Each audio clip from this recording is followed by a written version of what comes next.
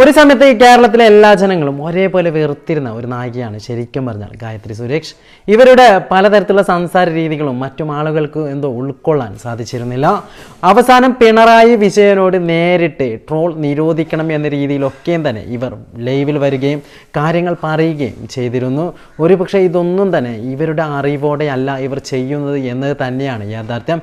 കാരണം ഈ സ്ത്രീ ആദ്യം വിചാരിച്ചതിനെക്കുറിച്ച് ഇവർ തന്നെ പറയുന്നത് ഇങ്ങനെ: ഞാൻ വിചാരിച്ചു എൻ്റെ ആദ്യ സിനിമകളൊക്കെയും തന്നെ കഴിഞ്ഞതിന് ശേഷം ഞാനായിരിക്കും കേരളത്തിൽ ആളുകൾ ഏറ്റവും ഇഷ്ടപ്പെടുന്ന പെൺകുട്ടി എന്ന രീതിയിലൊക്കെ ആയിരുന്നു ഞാൻ ചിന്തിച്ചത്.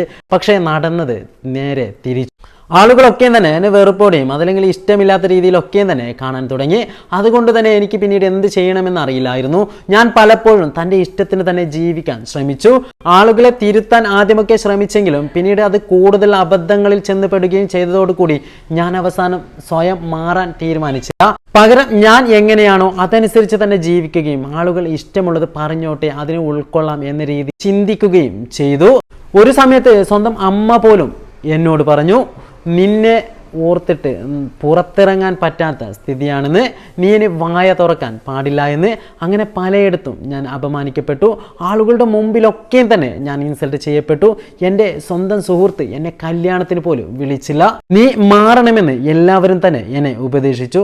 പക്ഷെ എനിക്ക് മാറാൻ സാധിക്കില്ലായിരുന്നു. കാരണം ഞാൻ ഇങ്ങനെയായിപ്പോയി. ഇങ്ങനെ പലതരത്തിലുള്ള വേദനിപ്പിക്കുന്ന വാക്കുകളായിരുന്നു അവർ പലപ്പോഴും ഓരോ ഇൻ്റർവ്യൂവിലും പറഞ്ഞിരുന്നത്. കാരണം അവർ ഓപ്പണാണ്. അവർ പറയാനുള്ളതൊക്കെയും തന്നെ തുറന്ന് പറയും. അവർക്ക് ഏത് സമയത്ത് ഏത് രീതിയിലാണ് പ്രതികരിക്കേണ്ടത് എന്ന് പലപ്പോഴും അറിഞ്ഞിരുന്നില്ല. അതുകൊണ്ട് തന്നെ അത് ആളുകൾക്കൊന്നും തന്നെ ഇഷ്ടപ്പെടാതിരിക്കുകയും പലതരത്തിലും ആളുകൾ അവരെ ഇൻസൾട്ട് ചെയ്യുകയും പല ആളുകൾക്ക് മുമ്പിലും അവരെ ഒറ്റപ്പെടുത്തുകയും ചെയ്തു. പക്ഷേ ഇതൊക്കെയും കൊണ്ട് അവർ തളർന്നില്ല. അച്ഛനും അമ്മയും അനുജത്തിയും അടങ്ങുന്ന കുടുംബം പലപ്പോഴും ഇവർക്ക് താങ്ങായും നിന്നിരുന്നു. അതുകൊണ്ട് തന്നെ എല്ലാത്തിനെയും മറികടന്ന് അവർ മുമ്പോട്ട് തന്നെ പോയി. കളിയാക്കുന്നവർ കളിയാക്കുന്ന രീതിയിലും ഈ പെൺകുട്ടി ഒരു തരത്തിലും മാറാൻ തയ്യാറായില്ല. പക്ഷേ കേരളത്തിലെ ജനങ്ങൾ പിന്നീട് മാറി. ഇവൾ ഇങ്ങനെയാണെന്ന് എല്ലാവരും തിരിച്ചറിഞ്ഞു.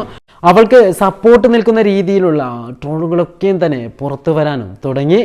അത് ആളുകളൊക്കെയും തന്നെ ഗായത്രി സുരേഷിന് വേണ്ടി മാറിയിരിക്കുന്നു എന്നതാണ് യാഥാർത്ഥ്യം.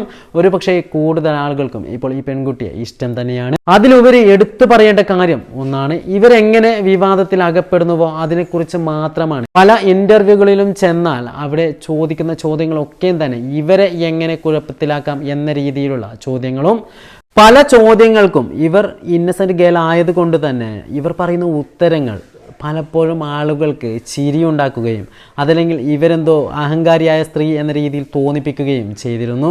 ഒരുപക്ഷെ അങ്ങനെ ചെയ്യിപ്പിക്കുന്ന രീതിയിലുള്ള ചോദ്യങ്ങളായിരുന്നു പലപ്പോഴും ഇവരോട് ചോദിച്ചിരുന്നത്. ആ സമയത്ത് എങ്ങനെ പ്രതികരിക്കണം എന്ന് ഇവർക്ക് അറിയാത്തത് കൊണ്ട് തന്നെ ഇവരുടെ പ്രതികരണങ്ങൾ പലപ്പോഴും കേരളത്തിലെ ജനങ്ങൾക്കിടയിൽ ഇവരെ ഒറ്റപ്പെടുത്താൻ കാരണമായി. എന്തു തന്നെ ആയാലും പഴയ നെഗറ്റീവ് ക്ലീശയൊക്കെ മാറ്റി പഴയ രീതിയിൽ നിന്നും ഉയർന്ന് ചിന്തിക്കുവാനും നല്ല രീതിയിലുള്ള മറുപടികൾ പറഞ്ഞ് ആളുകളെ കയ്യിലെടുക്കാനും ഇനി ഇവരെ കൊണ്ട് സാധിക്കട്ടെ. അതിലുപരി ഇവരുടെ അഭിനയ മികവ് കൊണ്ട് ഒരുപാട് ഉയരങ്ങൾ താണ്ടുവാനും ഇവരെ കൊണ്ട് സാധിക്കും എന്ന കാര്യത്തിൽ സംശയമില്ല.